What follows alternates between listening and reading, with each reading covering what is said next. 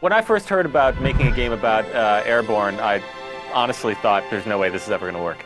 And then we started to really look into the idea of what it meant to jump out of an airplane, and kind of through a lot of prototyping, a lot of working in the editor, various editors, we kind of came upon the solution that, hey, you know what? Starting anywhere in an FPS is something that has never been done before. So I think this is something that everybody who's been designing MOHA games and playing MOHA games for the last couple of years is, I think, in a natural progression, has gotten to the point where the game has gotten so refined and so almost like a theme park ride where everyone had the same experience. It no longer became a game. The most important thing for me is as a player, is reading the encounter from above. You know, it's very overwhelming when you get pushed out of the plane or when you jump out of the plane and you look down and you see this entire level beneath you and you say, where do I go? As we started prototyping different forms of drop zones, we started with little pocket encounters that were scattered around the map.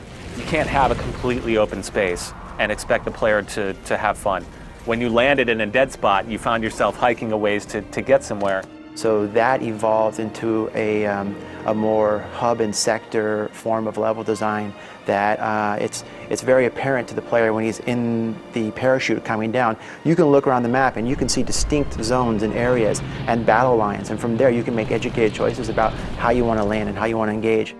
As a gamer, you know, we want the game to tell us where we're supposed to go, but we also want the freedom to go wherever we want. So we realized from early on that we had to read the map from above. We had to be able to see where the safe areas were. You can see the battles, you can see the explosions, you can see the tracers on the way down. So if you look from your parachute, you can see strong sectored engagements throughout the map, and you're like, okay, I'm not going to land in the middle of this because I'm just not in the mood to deal with that right now, and I'm going to land up on this high pedestal and pick off enemies from that point because I can see that high pedestal is there, I can see it's near a good fight, and I can take advantage of that. And that's what we do, so the map should read.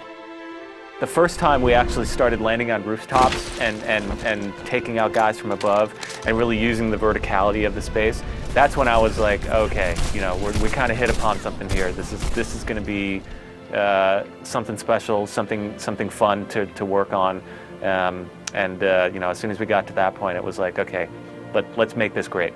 You know, I think we talked originally like, well, we'll put little wind zone volumes or whatever all over all the roofs, and we can't let the player land on everything. And we realized, you know what, it's open. The player's going to land on everything, and we just need to constrain him in the entire battle zone. But inside there, everything's game, right? On your way down, you know, as you get faster, as you're going down, it gets more and more difficult to find that, you know, pinpoint spot to hit. The important thing and the real task for the designer here is to provide a lot of meaningful places for the player to land all around the environment, and then hopefully there's enough authoring in the environment, enough interest in the environment that the player will come up with his own interesting landing positions and his own interesting sort of assaults on certain attacks.